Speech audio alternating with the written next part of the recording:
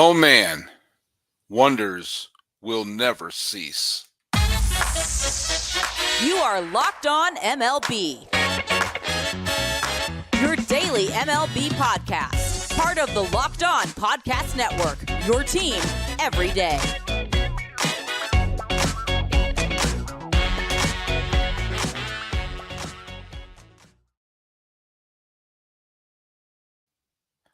Hello, baseball fans, and welcome to Locked On MLB, part of the Locked On Podcast Network, where it's your team every day. This is the daily podcast. We talk about all the Major League Baseball. I am your host, Paul Francis Sullivan. If you don't believe me, there's a lower third that proves that my name is Sully. I've been a baseball podcaster for well over a decade now, and we are just days away from starting the sixth regular season as a host here on the Locked On Podcast Network.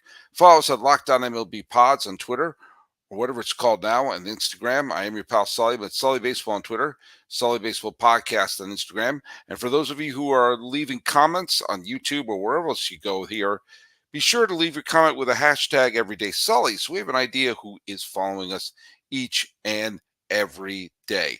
Hey, thanks so much. We're here. I've been begging to have some news for some of the pitchers, and this has been quite a banner day that we have right now, and we're going to go over some of it before we go into jumping into the Dylan Cease news, jumping into the Gerrit Cole news. Oddly, still no Blake Snell news, still no Jordan Montgomery news, but it was a wild day of two massive announcements happening, one right after another. Let's get into the trivia question. From our episode with Connor Thomas the other day. I brought up the question, who is the only Phillies manager to win the Manager of the Year? And a couple of you got it right. Roger Molina, who's a listener, who's an everyday Sully, says, at first I thought it was Terry Francona. Remember, Francona managed Philadelphia before going to Boston. But I believe he was the Manager of the Year with the Indians. That's correct. So it's got to be Larry Bowa. And it was Larry Bowa, once again proving our mindset that they give the Manager of the Year, not necessarily to the manager who did the best job, but the one who had the most surprising year. So anyway, I mean, you've had two Phillies champions. You had Dallas Green, you've had Jerry Manuel. None of them won. And you had, it's sometimes they give it to the, it's head scratching sometimes who wins Manager of the Year. But hey, with one of the Cy Young Award winners out there floating in the ether, and one of the postseason heroes in Jordan Montgomery floating out there in the ether, it seems strange that camps are about to break, and we're about to start the regular season. There's no way Blake Snell is going to be ready for the regular season. There's no way that Jordan Montgomery is going to be ready for the regular season. And some teams are having massive issues with their pitching rotations, as some of the best aces in baseball are falling by the wayside. We're not going to start the year with Jordan Montgomery. We're going to start the year with Justin Verlander, Max Scherzer, all these tremendous pitchers. And the news came back about Gerrit Cole, and we'll get into that in segment 2, but it's horrible news for the Yankees. And with that, the White Sox have been sitting on Dylan Cease, and they have been holding back trading him because they want a big package for him. And some people have felt that what they've been asking for has been a smidge greedy. But now, with all these teams needing an ace, the fact that they were holding a pitcher who is a fine pitcher. I mean, he is someone who has had some very good years, and he's playing for a White Sox team that just needs to completely rebuild. And they had this amazing chip of a guy who, he didn't have a great year last year, but he still gave him 177 innings. And this was a guy who was a big reason they won the American League Central in 2021. He was the Cy Young runner-up in 2022. And even though he didn't have a great year last year, again, he gave them 33 starts. He pitched 177 innings. And he strikes out a hell of a lot of batters. And you put him on a decent team with a good bullpen. To me, this was an absolute no-brainer for the New York Yankees, who, even before they were getting some nasty news about Cole, they need to have one more pitcher because you didn't know what you're going to get out of Cortez. You don't know what you're going to get out of Rodon. And and they King was a valuable pitcher that they sent packing to San Diego in the trade for Juan Soto. And I thought it was a no-brainer. Some other teams certainly could use him. I thought Baltimore, before they made the the deal with Milwaukee, was going to be on it. I thought San Francisco was going to be on. Maybe the Dodgers would be on. And then came the news today that it was San Diego. That's right. The team that's going to lose the Cy Young Award winner and one of the MVPs in the league suddenly are looking like a legitimate playoff contender with the trade of Dylan Cease. And he did not come cheap. They traded 4 players to Chicago: Drew Thorpe, Jairo Iriarte, Samuel Zavala, and a major league pitcher in Steven Wilson. So the Chicago White Sox did get 4 players back for Dylan Cease. Now, they didn't get the top prospects in San Diego, including Jackson Merrill. And they managed to keep some of their young pitchers, especially Robbie Snelling. But they wound up getting 3 good young players. Thorpe is a legit prospect, and then there are basically 3 top 10 prospects in the San Diego system are now being sent to the Chicago White Sox, which is something the White Sox need to do, and they just need to get quantity into their system, and maybe some of them will pan out. But it's interesting because San Diego, I think, pulled off a good deal for Soto. It was a smart trade for the Yankees. The Yankees desperately need to have a player like Soto. And even though he's not signed long term, they need to pull the trigger on this. A lot of people don't realize the fact that the Yankees pitching was not the problem last year. Lest we forget, they had the Cy Young Award winner. They had decent pitching last year and they actually had a very good bullpen. But their lineup, they had one of the worst lineups in baseball. As Michael Kay said on his show, statistically, they had the second worst offense in baseball last year. And the only team that was worse was the Oakland A's. And they weren't even trying. But the Yankees are going to get a healthy Judge back. They're going to healthy Rizzo back. They have Soto in their lineup. They're going to have a couple players playing for contracts, and you think that their offense is undoubtedly going to be better. But this is a year they have to win, and I thought, why didn't they pull the Cease deal off? But with this Cease deal, what San Diego got out of it. Yes, they traded away Soto. Yes, they're still probably going to lose Blake Snell, although I think it would be hilarious if Blake Snell signs a 1 or 2 year deal to come back to San Diego. But you take a look at this San Diego team. They still have Manny Machado. They still have, Xander Bogaerts. And they now, with Dylan Cease on the team, yes, they lost Michael Walker. They lost Josh Hader. Fine. But they did get Michael King in the Soto trade. They did get Johnny Brito and Randy Vasquez. They still have Joe Musgrove in the rotation. They still have Yu Darvish in the rotation. And remember, I brought up the whole idea of the knuckleballs. Well, they had Matt Waldron on the team. And now they have Dylan Cease. They actually have a really good starting rotation. And if they could get someone to fill in the bullpen with the departure of Josh Hader, I don't see this as a bad team. I see this team that won 82 games last year. I could see this as a mid-80 team with a good starting rotation if they all pitch well. The Padres could have, and they have, Schultz is the new manager. He did a fine job when he was with St. Louis. And they're not going to do better than Los Angeles. They're not going to do better than Philadelphia. They're not going to do better than Atlanta. Okay. I think they'll be as good as any team in the National League Central. And the other real wildcard teams, I think you're going to see a regression. I think you're going to see a regression from Miami, but I think Arizona is a good team. I think they got a very good starting rotation, but the Padres do too. In fact, you have four teams in the National League West who now have very good starting rotations. And with Cease, you can't possibly count out the San Diego Padres. They're not going to win the West, but if they win 85, 86 games, they have a legit shot to get to the postseason.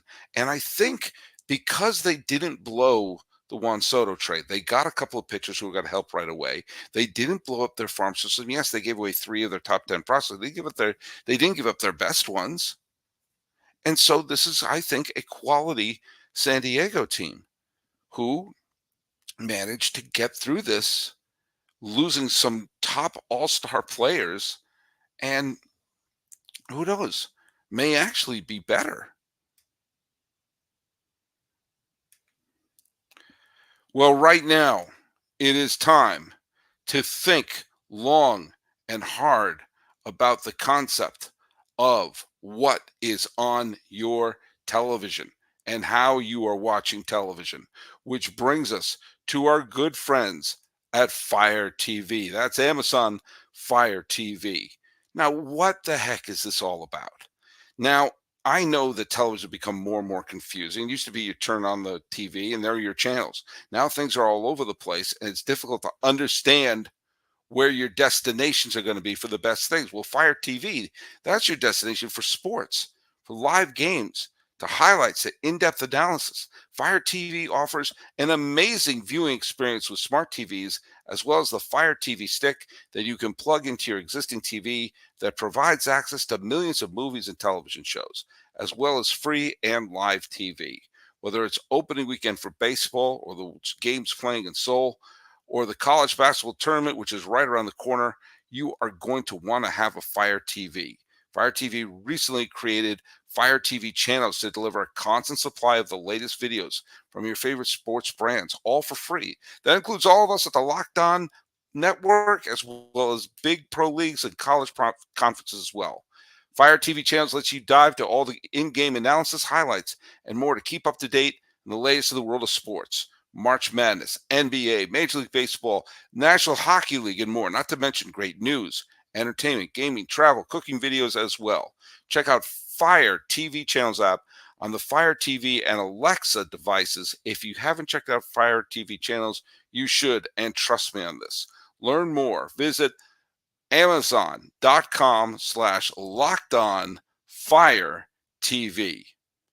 And it's time to talk to our good old friends at FanDuel. FanDuel, where would we be without FanDuel? You know what?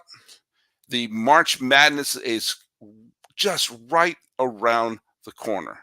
And it's time to fill out your brackets and watch that person in your office who knows nothing about basketball clean up. It happens every year. Say goodbye to your busted brackets because FanDuel lets you bet on every game of the tournament.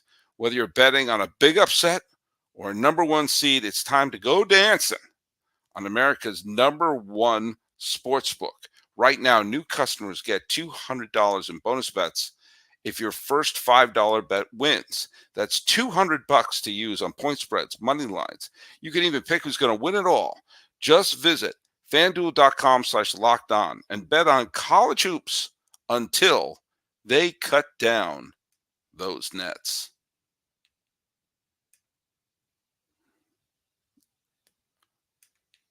Hey, let's talk quickly about the fact that Locked On Sports has created the first ever national sports 24/7 streaming channel. Locked On Sports Today and baseball fans, mark your calendars for March 20th at 7 p.m. Eastern Daylight Time for the best MLB season preview coming exclusively to Locked On Sports Today. On March 20th at 7 p.m. Eastern Daylight Time, be the first to get to local insight from MLB local experts of the Locked On Podcast Network. Find it on March 20th, 7 p.m. Eastern Daylight Time on the Locked On Sports Today 24/7 streaming channel on YouTube or the free Fire TV Channels app. Oh, Yankees. I need to make something very clear because I have not been subtle with the fact that I am not a Yankee fan. The native New Englander in me, I've not been subtle in my dislike of the Yankees. That being said, I am not someone who will ever root for an injury. No way, no how, no McCoy. I don't want injuries on players. I want to see the best players play.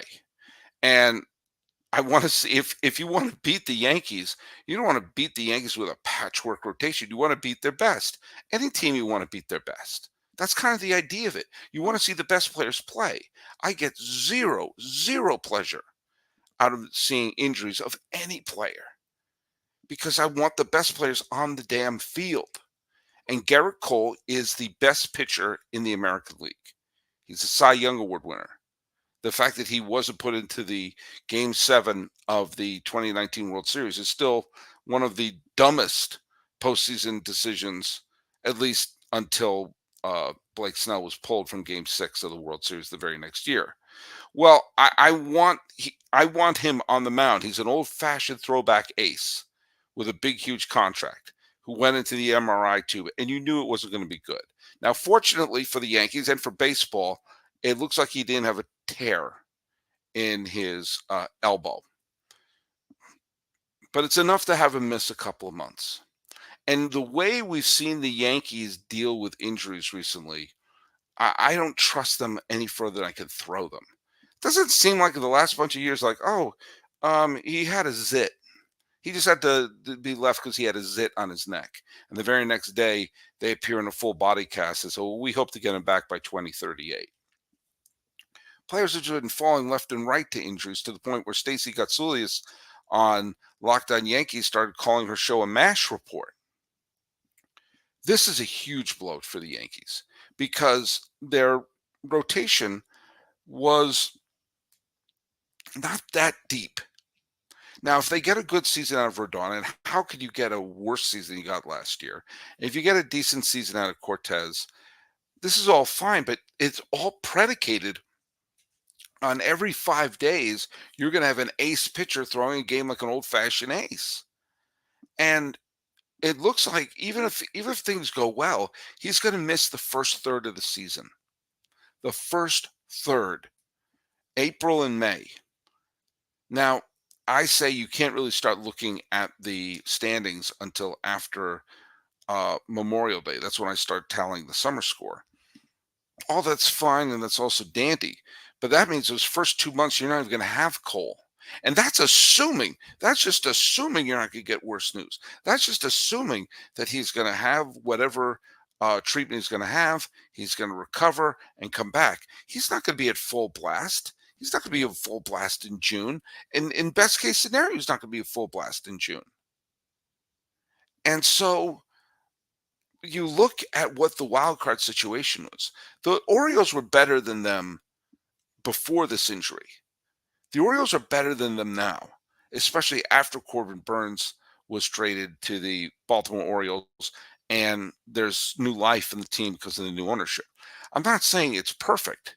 There's been lots of time new ownership has come in and it's not exactly led to the promised land. Just look across town in New York to the Mets for that. That being said, the Orioles are building on a 100-win season, and frankly, they just look a hell of a lot better than the Yankees. Tampa, you never count them out. And while the Blue Jays have lost some key players, I think the Blue Jays and Yankees are just about even, which is a mid-80 win team. And if you go through first 2 months of the season without your ace, then mid-80 is being very generous to where the Yankees are at this point. And it makes the question of what the hell are you going to do even more urgent. I absolutely thought they were going to pull off a deal for Dylan Cease because it's very clear the Yankees don't want to sign a free agent because it is a business and they know that they're past the luxury tax threshold. So signing Cole or signing Montgomery to giant contracts with large annual value, it's going to blow up. It's going to be like signing 2 contracts of that.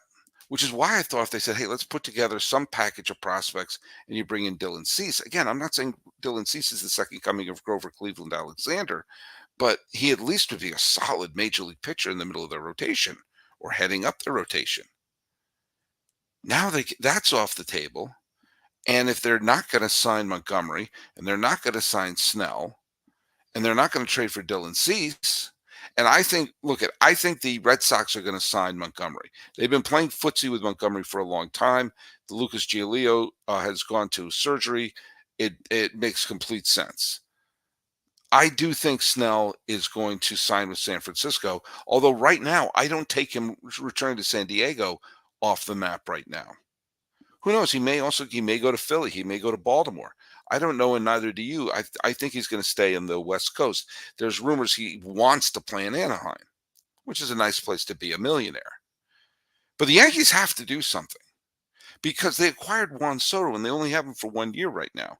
Now, the thing they could do right now is just say, Juan, what's it going to take? If I'm Juan Soto, I put up a great year at Yankee Stadium, and then I step out into free agency and I wonder how much money I can command. And the Yankees are not in the business these days of signing those type of deals, especially since they're terrified about the luxury tax. So this year that they traded away Kangan and Brito and a bunch of other good young players because they don't want to waste the prime of Aaron Judge. And I was all for the Soto trade, and I still am. I think it was a smart trade to make.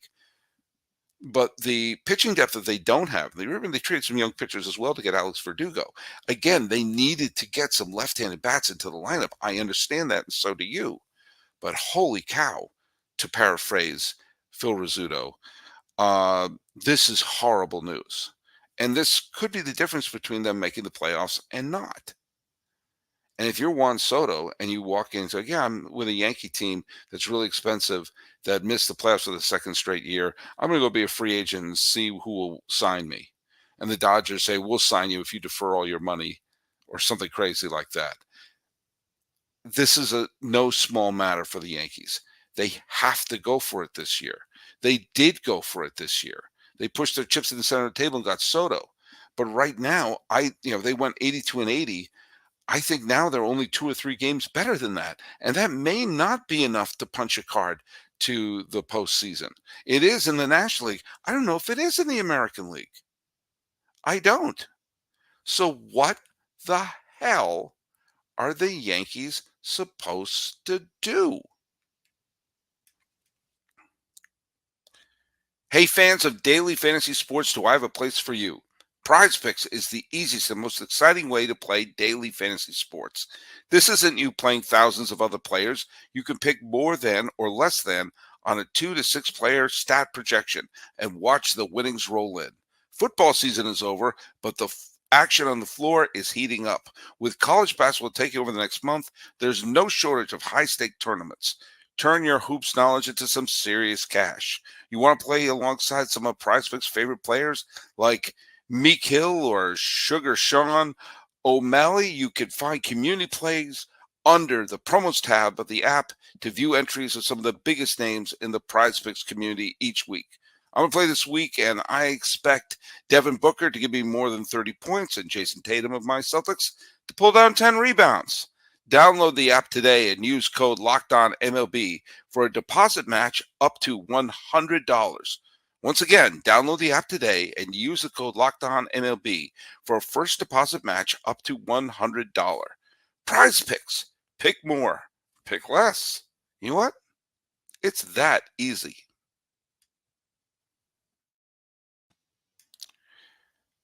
Locked On has launched the first ever national sports 24 streaming channel on YouTube, and now it's available on Amazon Fire TV and the free Fire TV channels app.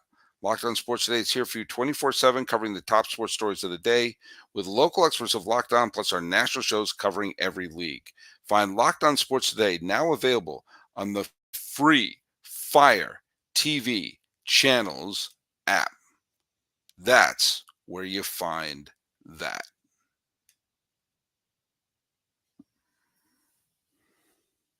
I got there's a comment from one of our regular listeners, which is Justin Lamas. This leads into what I was saying. Justin Lamas says, are the Yanks forced to sign Snell or Montgomery now that especially in Soto's walk year and Cole out for 2 months. No way they're confident with Rodon and Stroman 1 and 2. Um, I don't think they will. I don't think they're going to sign either one of them. Again, I think Snell is going to stay on the West Coast. I think Boston's going to sign Montgomery. Boston could sign Montgomery and Snell and bring back JD Martinez and still have a lower payroll than the Yankees this year. I'm just saying. But there's another avenue I think we should bring up. And the fact is, a lot of Yankee fans over the last few years have been yelling for the team to just play some more of their kids, to just get younger. Why not just get younger? And this might be a wake-up call for them. If Cole is going to be gone, and look, if he comes back and after 2+ months and has any soreness, they'll just shut him down for the rest of the year because they're trying to avoid Tommy John with him.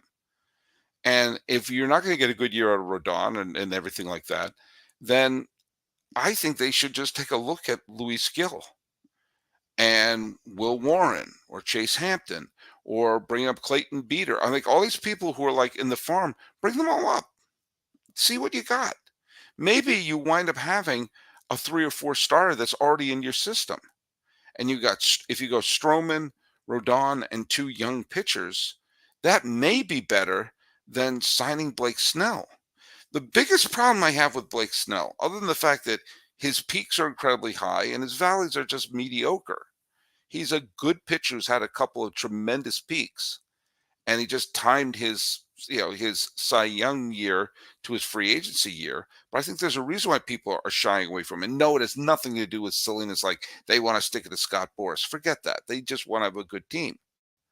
I think people realize that with that high annual value for a pitcher who will probably be just okay is not worth it. And also, if they sign him, there is no doubt the Yankees will rush him to get on there because he's being signed to save face. If they rush him, chances are he'll get hurt along the way. So in my eyes, if you're going to bring up the Beaters and the Warrens and the Hamptons and the Gills and whoever else they have in their farm system, bring them up now. Give them a shot. If 1 or 2 of them turn into a legitimate major league starting pitcher, then you have someone under control of the team for the next bunch of years that won't blow the luxury tax out of the water. Not that I care about that, but that might be the smarter thing to do. Signing Snell and then watching him get hurt, you might as well just put a bazooka to your foot and pull the trigger. So, folks, yeah, they can bring in a Cy Young Award winner. But oddly, I don't know if that's going to fix much. Montgomery, they should never have traded. Yes, I know. They wind up, Bader did very well in the playoffs against Cleveland, but they could really use a pitcher right now. They could really use King right now, but not, you make the Soto trade 100 times out of 100. So I think this might be an opportunity for the Yankees to get young by default. And maybe that would be the right move for them in the long haul. Hey, I'm going to bring up today's trivia question. It's about Cy Young Award winners. In 1965, Sandy Koufax became the first pitcher who would go on to win the Cy Young Award that year to throw a complete game shutout to clinch Game 7 of the World Series. Only one other pitcher threw a complete game shutout in Game 7 of the World Series in a year that they went on to win the Cy Young Award. Who is the only one to join Sandy Koufax in that, very exclusive fraternity? Went on to win the Cy Young Award the same year they threw a complete game shutout in Game 7 of the World Series. Sandy Koufax, and who else? Put that down in the comments or put it down at Locked On MLB Pods on Twitter or on Instagram. I'm your pal Sully. I'm at Sully Baseball on Twitter, Sully Baseball Podcast on Instagram. Talk about a wild and interesting day revolving some of the top pitchers in baseball. This has been Locked On MLB. I am your host, Paul Francis Sullivan. Please call me Sully.